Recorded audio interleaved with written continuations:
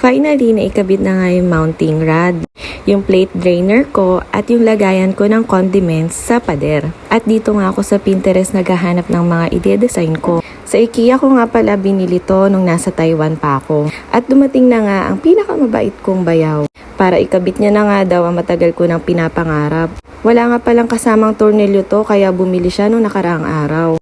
At para pang matagalan na nga, ito na nga, binarena niya na nga ito sa tiles ko. Bali, ang sukat nga pala nung rod is 60 cm. Tapos ito yung sukat ng tuluan ng plato ko.